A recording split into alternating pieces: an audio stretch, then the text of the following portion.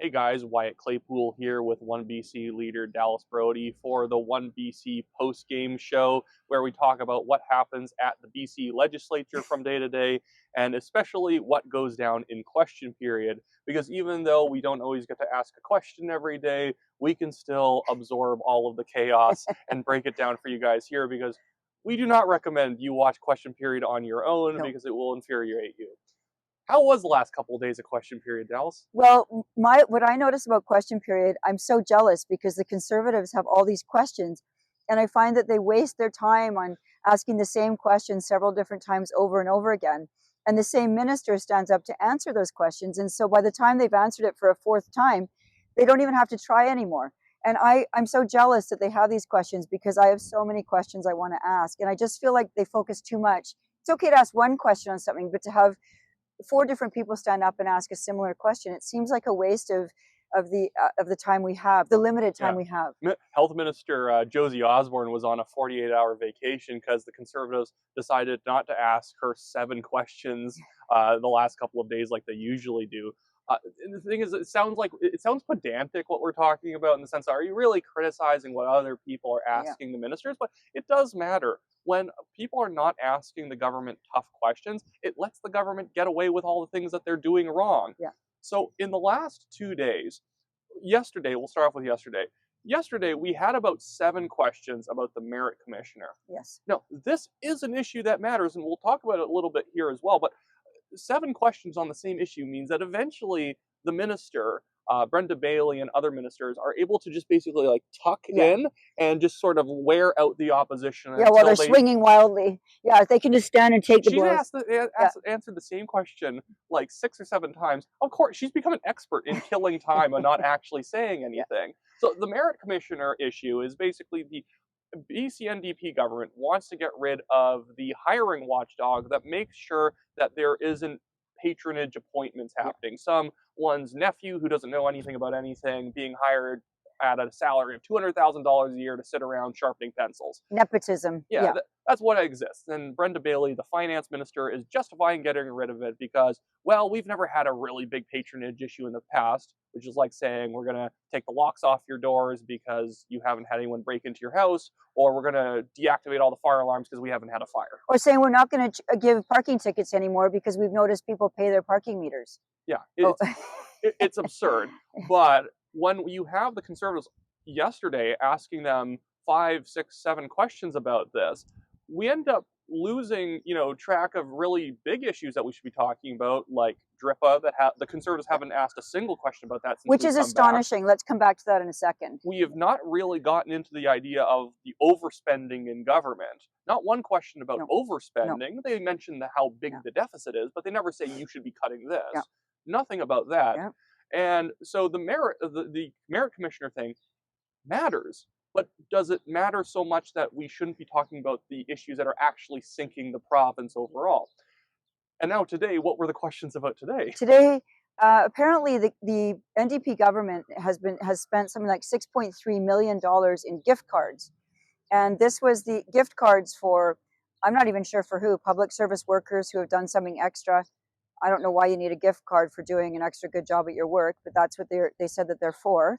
And so it's a lot of money, $6.3 million, but it was over a span of years, I believe. It's been like $1.5 million a year. 1.5 million. Because they were saying since Eby came in as the premier, it's been $1.5 million a year. But so, okay, valid question, but do we need 3 or 4 questions on that one issue? I don't think so.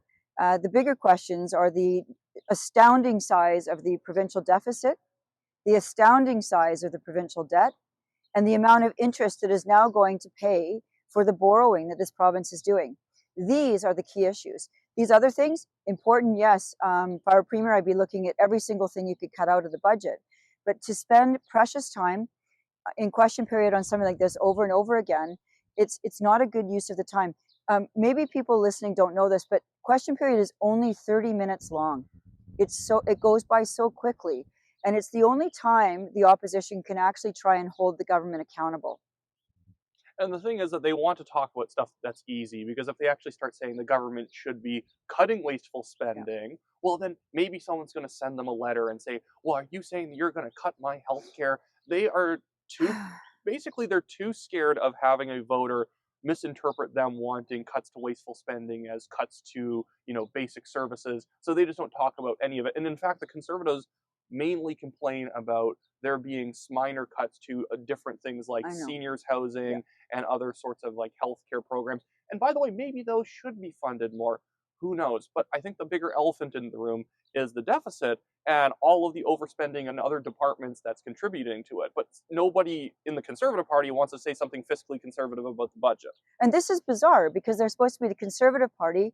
They've got a leadership race going on right now, and you think that they would be attacking this government. I mean, this is one of probably the worst budget that has ever been brought in the history of British Columbia. And we're talking about gift cards and the merit commissioner. Now, the deeper issues here are about this deficit, the debt, the unwillingness of this government to make any serious cuts. And I would, if I were in the opposition government, I would be drilling down every day on why they haven't made a huge effort to root out waste and inefficiencies in this government, because we know it's there. We know it's there. And I bet you could easily find a few $1 billion in waste and ridiculous ideological spending pet projects that could be wiped out quickly and save us a whole bunch of money.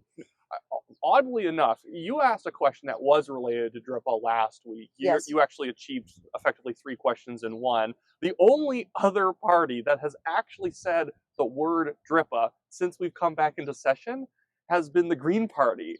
They thought that the government's being mean by wanting to amend DRIPA at all. Yes. But I at least give them credit for being able to mouth the word DRIPA. And this is actually incredible because in this leadership, remember in the, after John Rustad was removed as the leader and Trevor Halford became leader, DRIPA has become such a crisis in this province that Trevor Halford, the interim leader, demanded that David Eby recall the legislature and have a vote on this and repeal DRIPA immediately.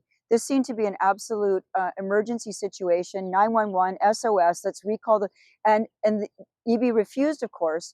But now since we've been back, you're right, the BC Conservatives have not mentioned DRIPA even once. And it is the biggest elephant in the room in British Columbia right now. Yeah, they did a couple posts where it was like, we need a 100% repeal of DRIPA. But once Eby said, okay, we're going to make some small amendments to it, it's like the issue is completely dropped off the map. Yeah, you get some leadership candidates in the BC Conservative leadership who will mention DRIPA here and there. They often want to replace it with their own version of a reconciliation act or whatever.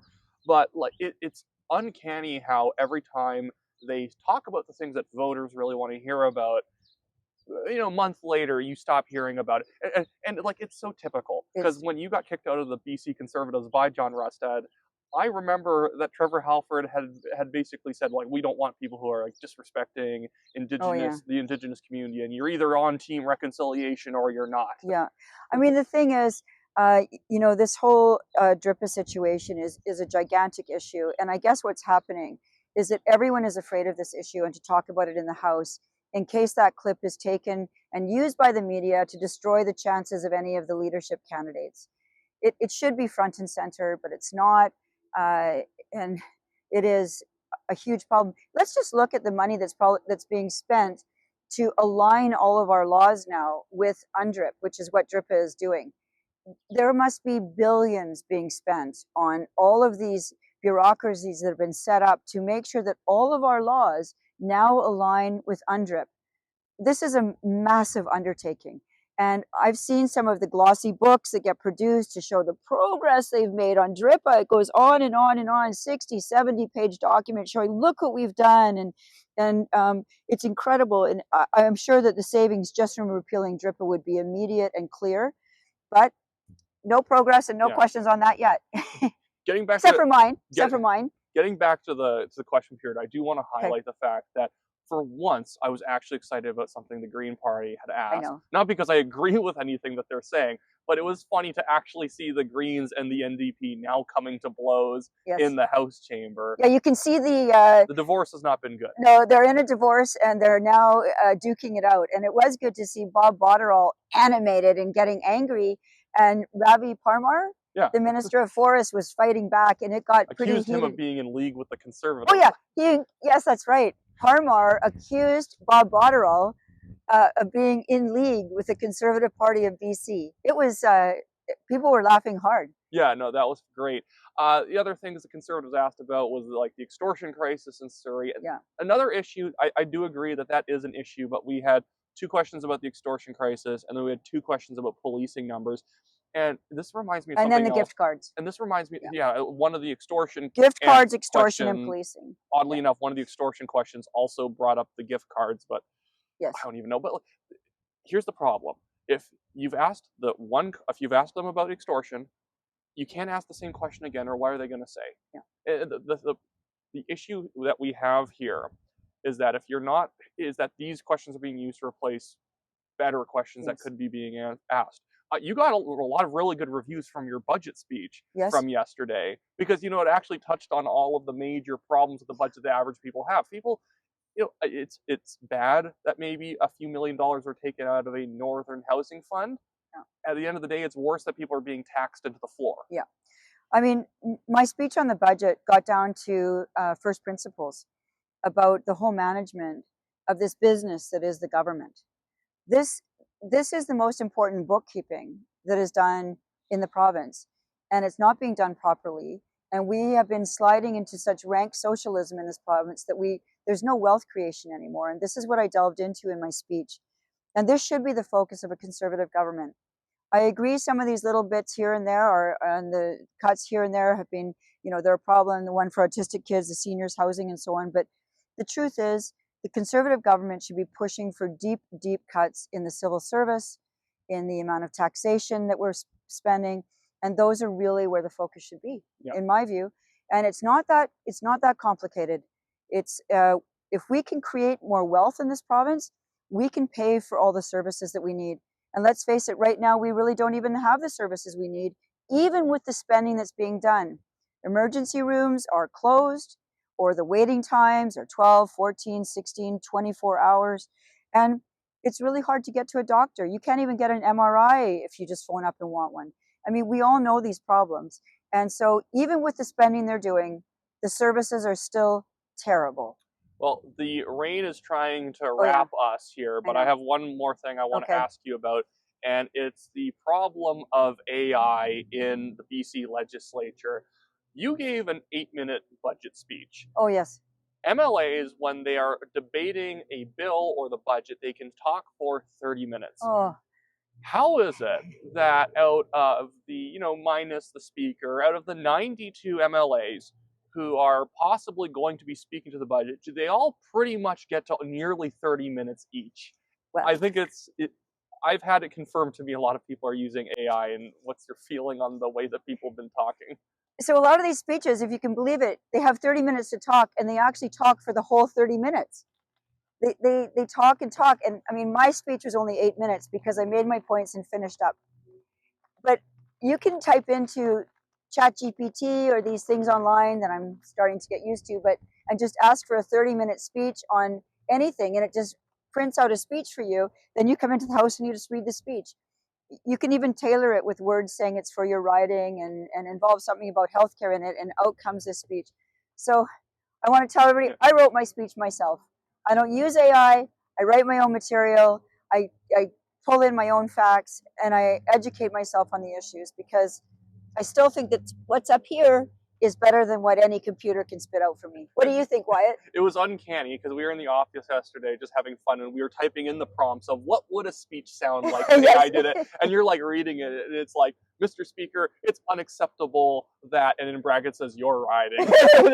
And you're like, but if you actually inserted all the little extra bits you needed for your riding, and like the specific issues you wanted to highlight it sounds like a lot of people's speeches against the budget. It sounds like a lot, or if you did a positive version, it sounded like a lot of the NDP speeches in favor of the budget. It's just wacky that people are paid $140,000 a year minimum as an MLA, and you can't write yourself a speech that also an average person wants to listen to. No one's going to sit down and listen for 30 minutes as you slowly ramble your way to basically saying, I don't like the budget. Like, unbearable. It's unbearable sitting and listening to these 30-minute speeches, and they're so slow, and they don't say anything. It just goes on and on. I sometimes wonder if why are we doing this anyway? Why would you have 30 minutes? They should be limited down to maximum 15 minutes each. 30 minutes is way too long. I can't imagine any constituent wanting to listen to me yap on for 30 minutes. Yeah. Well, we're going to let everyone stop hearing us yap in this video, and so we can get back in and out of the rain. But thank you guys for watching the OneBC post-game show. Make sure to check out the OneBC Party website that we'll link in the description below and pinned at the top of the comments, and consider donating to the party to help fund the growth of OneBC across British Columbia. Yeah. See you guys later. Thank you. See you later.